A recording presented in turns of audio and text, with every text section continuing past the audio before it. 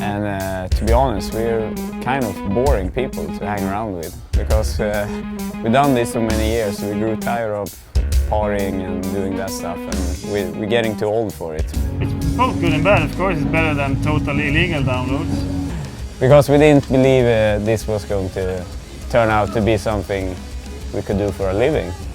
10 more years, that's it.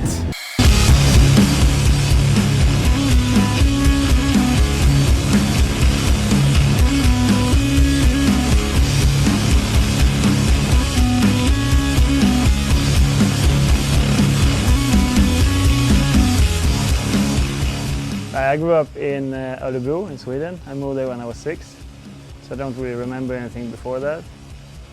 And when I was young, I was mostly into sports at first, and then I kind of faded over into music interest, I guess. So I started playing music when I was 11, and I bought my first album for my own money, Nirvana, Nevermind. And then I wanted to play guitar, and I played bass for a year first, but that wasn't so fun. I actually grew up in Östersund. It's way much norther up in Sweden. And I was also into sports, you could say, but more like outdoor sports, snowboarding, slalom. When I found the guitar, I was 17, so I was really late on that. Then I kind of dropped everything. It was 8 hours a day just playing. I know I listened to like Lick It Up from Kiss when I was in the 3rd grade, but then it changed a lot. I listened to everything from Michael Jackson to Kiss to Elton John, and the hard rock was introduced later for me. We started playing together because I didn't think there were bass players in town that good enough. I remember the first bass player on the demo, because you did a demo of that for like just in school, songs. Yeah, he was worthless. So I got tired of that, and I recorded a demo and I played the guitar and the bass, and he got hooked on the song, and shortly after that, I think the real Truckfighters started.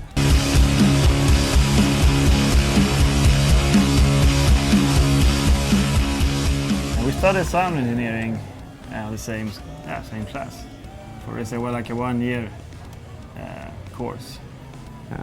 So we have that background, both of us, really interested in the sound and how to do that. And Truckfighters? Yeah, it comes from a book series. Really bad book. It's like you read it, I never read it. Pulp Fiction style for kids. I read one of them and a little bit on the other one, because I think it was like 10 books or so. Yeah, that's a silly name. A cool logo on the book, so we kind of took it. And the thing is, when we started playing, and still that's our main goal, is that we did it just for fun. So we didn't have the intention to have like a really serious, badass name. So, because we didn't believe this was going to turn out to be something we could do for a living. I think it's more like 8 in total. More than 5 for sure. Yeah, absolutely. Maybe some of them got tired of us, or we got tired of them, or I think also it's hard to get into a band when we've been playing together for so long, and then they do this touring the world 1 or 2 laps around it, and then they've done it. And if you don't really have the flame for this kind of music in this band, it takes so much time.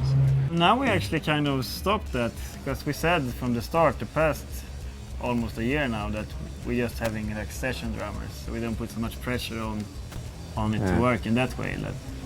And who knows, maybe we will play with one of the session guys forever. But the guy who's with us now is Aaron from Valley of the Sun, who is also on Fuzzerama Records, and he's a really awesome drummer. And an American dude. He lives here in America, so but who knows? He might move to Europe and we can continue somehow. But as for now, we only talk to him about those US tours, and we'll see what happens in the future. And to be honest, we're kind of boring people to hang around with, because we've done this so many years, so we grew tired of partying and doing that stuff, and we're getting too old for it. We need to stay focused on the live shows. Tell that to the Kings to Troy guys. Getting too old for partying. Yeah, true. Some bands do it, but I don't really see the joy in that. So maybe when a new drummer joins the band, he thinks like, wow, this is going to be a ride. But then there's just laptops, sitting in a car, and maybe 1 hour on stage that is like, yeah. But then packing things together, in the car, drive again. It's not that glamorous that people might think. I think like the royalty system is a bit weird because it's based on amount of plays and not on the length of songs or amount of downloads. For example, if you do a hit song and people repeat and play it 10 times, but it's just 2 minutes long, and then if you play one song on Truckfighters that's 10 minutes, then that hit song gets a lot more money. So it's both good and bad. Of course, it's better than total illegal downloads. But I don't like, I mean, Google, for example, if you do YouTube, the indie labels get more or less nothing. They only have deals with the majors, I think, more in general at least. Whereas Spotify, they pay everyone at least something at least. But it's hard to be independent in that sense, because you always have less good deals than the bigger companies. 10 more years. That's it. Oh, really? Yeah. We already planned it. Yeah. Why would we stop doing what we like to do just because we're getting old? But maybe we do it in another way. I mean, who knows? Maybe we don't want to tour 150 days when we are 50. Maybe we tour 3 weeks and then every year, and then we do other stuff or record more songs. So I don't know. Who knows?